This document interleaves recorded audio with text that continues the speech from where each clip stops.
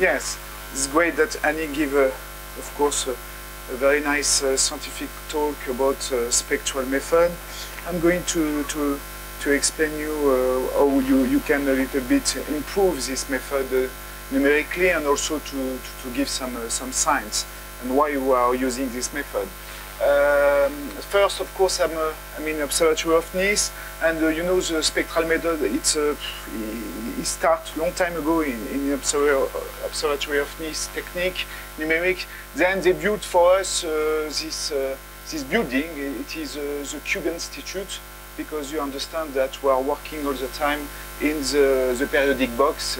Then, of course, they had to build something for us, and then we are in the periodic box. Of course, you know very well this technique. I don't need to explain you. Then when you have this periodic box, you choose your favorite equation that you want to solve. Mine are the incompressible MHD equation, because I'm looking for dynamo problem. I want to see when the magnetic field is going to be going up by the velocity, or even by the turbulence. Then it's why I'm looking at this kind of problem. Then when you have a seed of magnetic field, and you get when you get the instability, the dynamo instability, you have an exponentially grow, and after, of course, the Lorentz force is going to feed back on the velocity, and then you reach the MHD and saturation regime. There is only two variables inside this problem, plus, of course, the forcing. The forcing, you put plenty of different geometry in this problem. This is a really important point. But also these two parameters are dissipation. And I think it's why we are using a spectral method. It's because when you look at the problem of really important problem which depend a lot of the dissipation, then you need to solve carefully this kind. I mean, the small scale of the velocity. Of course, you have the classic number that you can build, and that I'm looking, of course, the more important is the magnetic quantum number for the dynamo problem.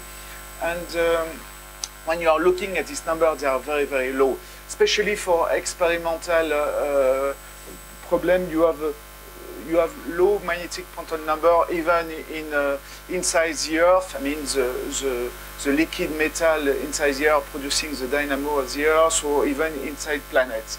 Then I am interested also to work with experimental people. Actually, if you are not aware, there is only 3 experiments producing dynamo problem inside with liquid sodium.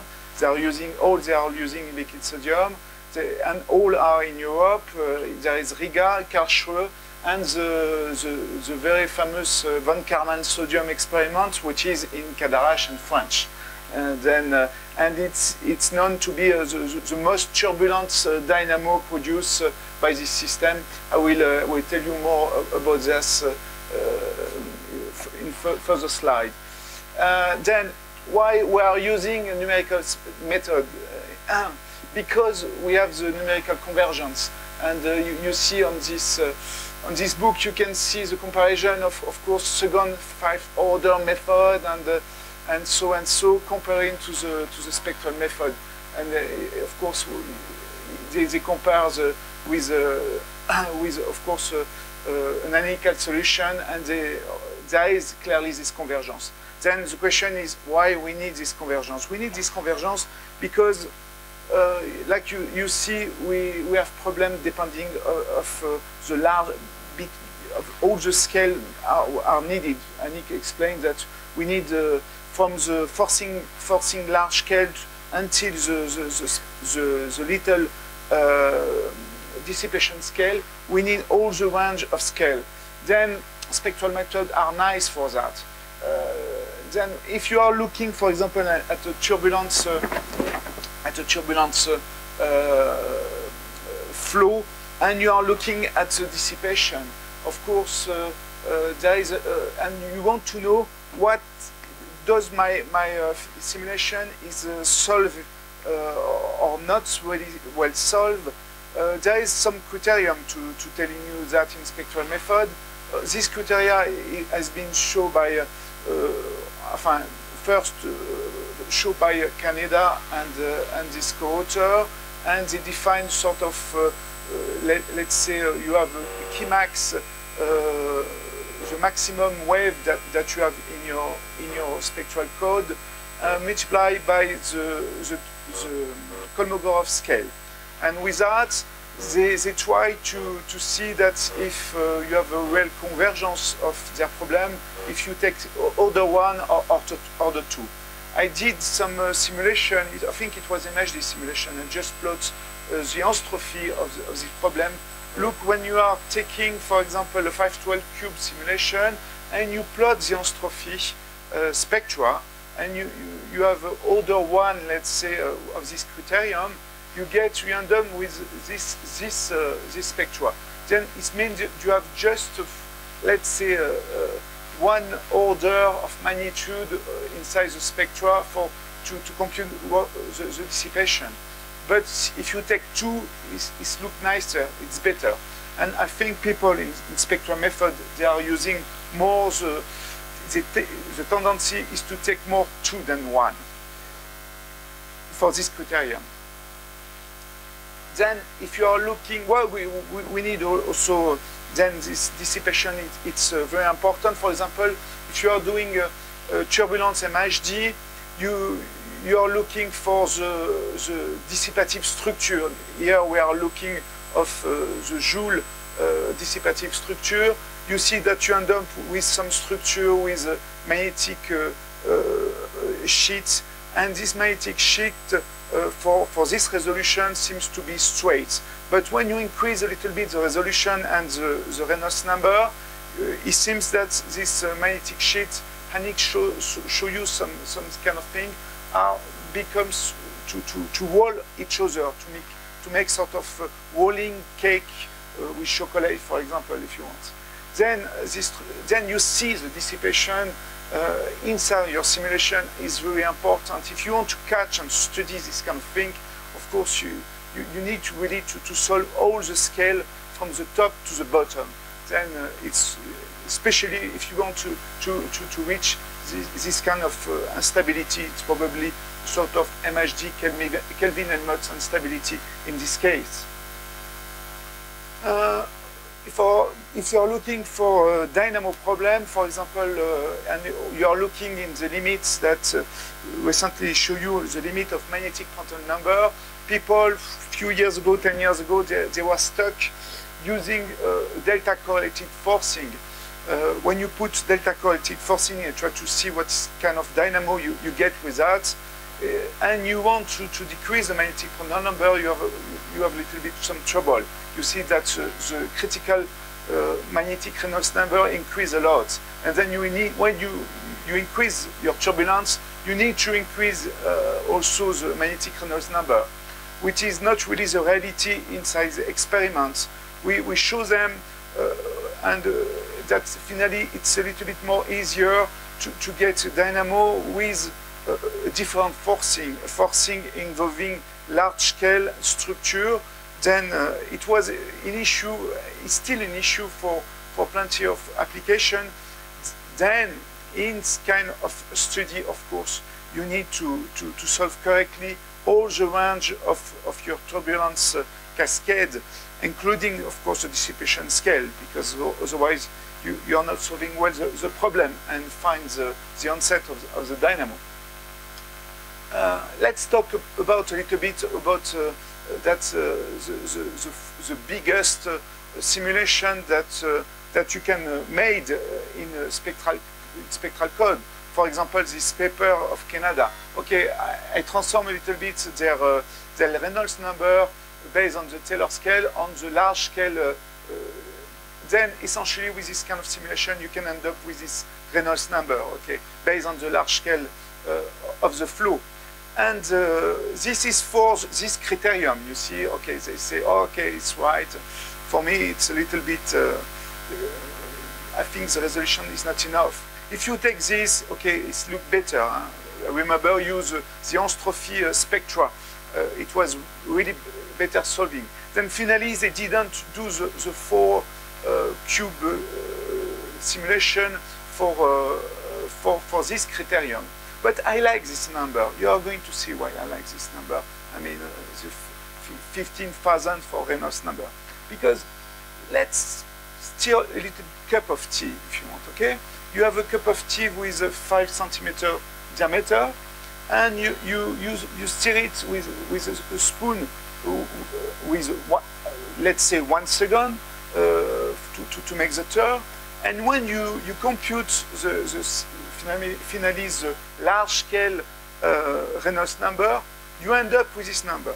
Then finally, that I'm telling you that if you believe in Reynolds number, it means that the 4,000 cube simulation, you solve nicely what's going on inside a cup of a turbulence cup of tea. Or it's worse with, of course, Swiss melted cheese. I was looking yesterday night on the internet to see what is the viscosity of this kind of flow. It's worse. Then, and if you want to drink your cup of tea at the right temperature, 30 degrees, it's quite difficult. Then I think I have a proposal for you. It's exascale computing to solve. It's, of course, for hot and larger cup of tea or melting cheese if you want. Then I think when you think about a little bit about that, okay, you say. Then you see I'm working more with experimental people, and then experiments are there if you plot the magnetic quantum number versus the Reynolds. Earth, I mean the internal core of the Earth is there, and the other big planet and sun, but we are here for the moment, okay? Then if you want really to solve with DNS, of course, we are quite far away for the moment. But anyway, we know that, but it's nice to remember this kind of thing. And the problem is, okay, how to achieve to reach so very high resolution, to be sure to solve really the problem. The problem with FFT 3D, we are, I think, the worst transposition moving data algorithm that you can imagine, okay? Because we are moving all the data around the network. Then it is our problem. It's really a big issue.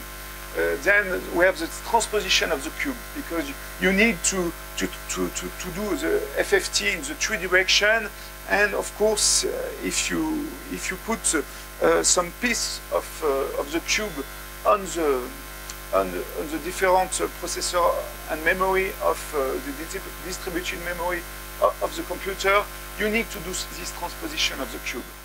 And there is a few solutions to solve this problem. They are classic, is why I'm going very fast. You can cut in slab decomposition, and when you end up with slab decomposition, you have, for example, n node connect by an API, but after you can even cut the slide in thread decomposition by node. Then the code working from Pablo, working with Yannick, it's pretty nicely when you are doing that, until you see, let's say, yes, 20,000, yes, even more. I mean, 100,000 processor, I mean core. Sorry. Then, for the moment, it looks nice. You have another possibility to cut in your domain. I call that the French Y, because now it's politically correct to call it again the French Y, because the Americans are nice with us again.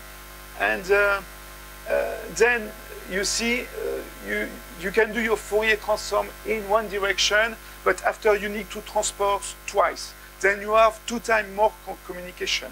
But it's nice because you can involve more processor. There is a young scientist, computer guy in my team, and he's using this technique, of course, on Blue Gene. He seems to and he's end up with you can have a pretty nice scaling even with this technique, of course, but always a problem, like everywhere. It's a balance between, especially for us, balance between communication and computation. Then if you have the right balance, it's all right. But at one stage, of course, your curve is going to do that. Then you need to think about other strategy, for example, strategy of tasking strategy, and of course, overlapping, like it was mentioned 100 times this week, overlap, computation and computation, especially for the transposition. Then I'm working with a computer guy, a real one, and immediately he saw my problem. He said, oh, we need to do a dependency tree and to put your problem in task. And of course, you know, that's during all the week people are saying about, computer guy are saying to us, and this guy is trying to do it inside this code, and we are trying to improving the problem, and especially overlapping this transposition and big communication, all the cube with computing. And but didn't heard a lot about this kind of strategy, which is you have, for example, it's about diagnostic on the fly. It's true that now we are going to solve plenty very large simulation problem, and it's impossible to record all the data. I mean, 4,000 cube, 8,000 cube, it's impossible to have really all the data of the problem. Then if you want to do some really diagnostic, you need to do diagnostic on the fly. But they have a cost, a big cost. Especially some advanced diagnostic, you can cost it more than a few times step of your fluid program.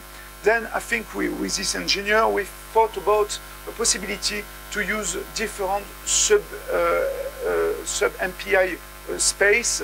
Then you send, then of course you put your favorite code in the number of processors where you are reaching the maximum of efficiency. But after you have plenty of other processors in the computer, then why not to send the data to another sub MPI space, which is going to do something, diagnostic, advanced diagnostic on the fly. And why not also to treat the I/O like this, because the I/O you are waiting for a long time, and it's stupid that finally that your program, your code is not in parallel doing something. Then I think perhaps it could be a nice issue to send to different extra MPI node to do extra thing finally. And then during this time, your code can continue to run. Finally, this is nice. Now, of course, you see that I love the cube, but it's nice also to escape a little bit from the cube. Or if you didn't see this movie, I recommend you will see what it means to solve, to live inside the periodic box. If you are not too sensible. And then I'm going to show you a technique that we are doing actually in Observatory, or it's well known, but it's nice, especially for guys like me and working with experimental people. And we try to do some boundary inside the cube, yes. But we are still inside the cube. We didn't escape finally. Then we're using penalization method. Of course, these methods are well known. I'm going to just present you the technique that we are using. Then if you want to impose a sort of pseudo boundary of your system, you're imposing a force, and this force, of course, is going to be exactly the boundary condition that you want to use. Then I'm going very fast on this. This is quite well known. They're adding, you can add also a predictor counter for the pressure. Okay, normally we don't need the pressure in the spectral space because we project on the divergence-free projector, but in this case it's better to do an extra step to solve clearly what you are doing, because you are putting a solid body inside your periodic box. Then it's well seen by my collaborator in Nice. And for example, you can do this kind of thing. You can, of course, to see what's going on, turbulence velocity after you have a sphere. This is 3D, of course, but you can even do better. They are looking at particle trajectory and Lagrangian, but this is a real particle, a big one, bigger than the Kolmogorov scale. And you see the particle is moving with a turbulent flow, of course periodic, you see, like this. But then, and they compute the force with the penalization, they compute the force on the particle, and they are looking at the motion of the particle in this kind of simulation. Or astrophysically, you can imagine to put a planet and to do your protoplanetary disk and do plenty of things like this. But then these techniques are nice to solve. You can also do this kind of thing. We call that grid turbulence. People love that in experiments. You put a grid, you put a flow, and you are looking at the turbulence produced by the grid. Then actually Holger is trying to compare with the experiment data, this kind of thing.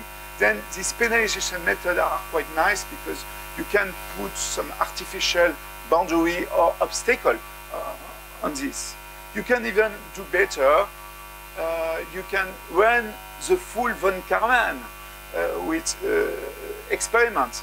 Then you put an artificial cylinder, and even with a very nice, clever PhD student that we have in Borum, we design all the design of the disk, of the real experiments that they have in Cadarache or even in Saclay for the fluid.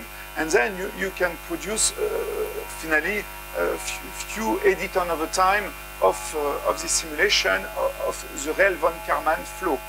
And the nice thing, of course, you are cheating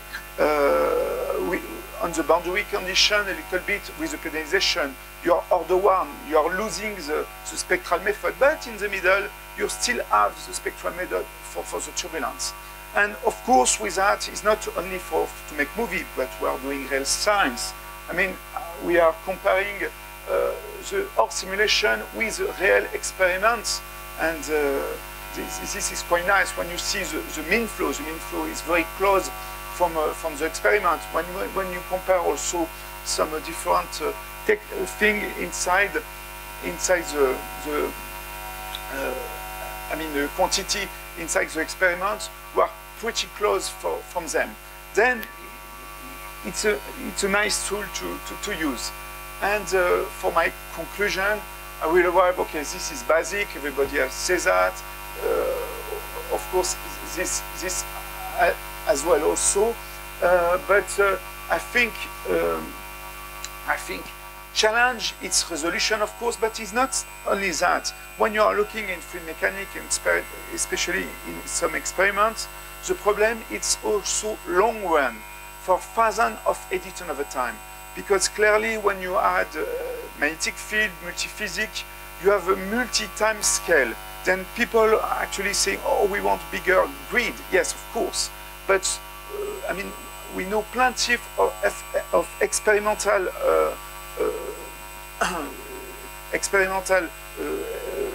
fluid mechanics system which produce finally at large scale, or if you average in scale in time, low freedom mode dynamic system. Then you can see that a large, very large scale at we are calling about million of editors over time.